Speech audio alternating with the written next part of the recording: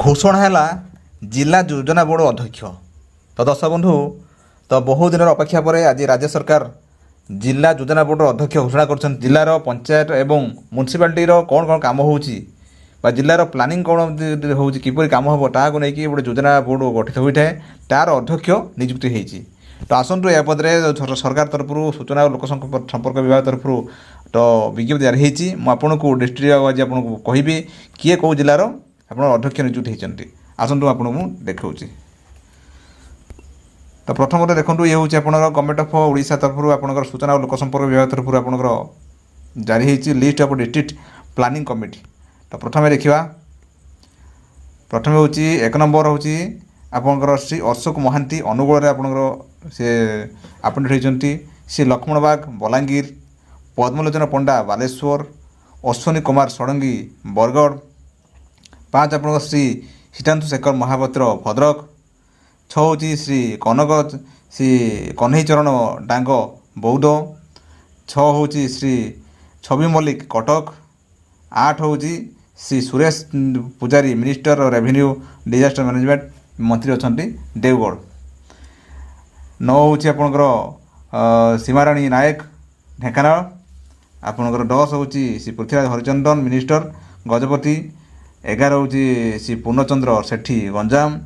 12 ଅମରେନ୍ଦ୍ର ଦାସ ଜଗତସିଂହପୁର।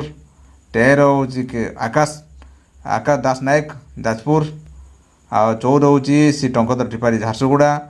15 ହେଉଛି ଶ୍ରୀ ସୁଧୀର ରଞ୍ଜନ ପାଟଯୋଶୀ କଳାହାଣ୍ଡି। 16 ହେଉଛି ଶ୍ରୀ ଉମାଚରଣ ମଲ୍ଲିକ କନ୍ଧମାଳ। 17 ହେଉଛି ଶ୍ରୀ ଦୁର୍ଗାଚରଣ ତନ୍ତୀ କେନ୍ଦ୍ରାପଡ଼ା। ଇଏ ହେଲା 17। 18 ହେଉଛି ଫକୀର ମୋହନ ନାୟକ କେଉଁଝର। 19 ହେଉଛି ଶ୍ରୀ ପ୍ରଶାନ୍ତ କୁମାର ଜଗଦେବ ଖୋର୍ଦ୍ଧା। 20 ହେଉଛି ରଘୁରାମ ମାଛ କୋରାପୁଟ। 21 ଶ୍ରୀ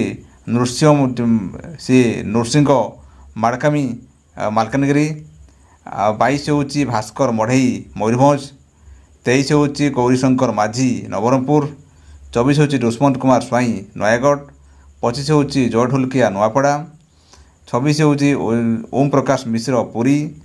27 ହେଉଛି ଶ୍ରୀ ନିତ୍ୟାନନ୍ଦ ଗଣ୍ଡ ମିନିଷ୍ଟର ଅଫ୍ SC/ST ଡେଭଲପମେଣ୍ଟ ଆଉ ସ୍କୁଲ ମାସ୍ କମ୍ୟୁନିକେସନର ଏଜୁକେସନ୍ ବା SC/ST EPU ବା ସେ ମିନିଷ୍ଟର ଅଛନ୍ତି। ଆଉ ରାୟଗଡ଼ରେ ସେ ତାଙ୍କୁ ନିଯୁକ୍ତି ଦିଆହେଇଛି। 28 ହେଉଛି ଶ୍ରୀ କୃଷ୍ଣଚନ୍ଦ୍ର ପାତ୍ର ମନ୍ତ୍ରୀ ଅଛନ୍ତି ସମ୍ବଲପୁର। 29 ହେଉଛି ଶ୍ରୀ ରଘୁନାଥ ଜଗଦଲା ସମ୍ବଲପୁର। ଆଉ 30 ହେଉଛି ଦୁର୍ଗାଚରଣ ତନ୍ତୀ ସୁନ୍ଦରଗଡ଼। 30ଟା ନାଁ ଆପଣଙ୍କୁ ମୁଁ କହିଗଲି। ତ ଆପଣଙ୍କୁ ଏ 30ଟା ନାଁ ଆପଣଙ୍କୁ ମୁଁ କହିଗଲି ଯେ ଆପଣଙ୍କର 30ଟା ଜିଲ୍ଲାର ଆପଣ କିଏ କିଏ ଆପଣଙ୍କର ପ୍ରେସିଡେଣ୍ଟ ବା ଆପଣଙ୍କର ଚେୟାରମ୍ୟାନ୍ ରହିଲେ ଆପଣଙ୍କର ଡିଷ୍ଟ୍ରିକ୍ଟ ପ୍ଲାନିଂ କମିଟିର ଆପଣଙ୍କୁ କହିଗଲି। ଦର୍ଶକ ବନ୍ଧୁ, ଇଏଟା ଆପଣଙ୍କୁ କହିଗଲି ଯେ ଆପଣଙ୍କର ଡିଷ୍ଟ୍ରିକ୍ଟ ପ୍ଲାନିଂ କମିଟିର ଯେଉଁ ଚେୟାରମ୍ୟାନ୍ ଅଛନ୍ତି ଆପଣଙ୍କର ML ଆଉ ଆପଣଙ୍କର MLO ଆଉ ମନ୍ତ୍ରୀଙ୍କୁ ସ୍ଥାନିତ କରିଛନ୍ତି ରାଜ୍ୟ ସରକାର। ତ ଭାବୁଥିବି ଆପଣ এই ଭିଡ଼ିଓଟି ଦେଖି ବୁଝିପାରିଥିବେ। ଆଉ ଆପଣ ଯଦି ଏବେ ସୁଦ୍ଧା ଆମ ଚ୍ୟାନେଲ ଅଛନ୍ତି ଆମ ଚ୍ୟାନେଲ ସବସ୍କ୍ରାଇବ୍ କରନ୍ତୁ ଆଉ ଆପଣ ମତାମତ କମେଣ୍ଟ ଲେଖନ୍ତୁ। ଦର୍ଶକ ବନ୍ଧୁ ରହିଲି, ନମସ୍କାର, ଜୟ ଜଗନ୍ନାଥ।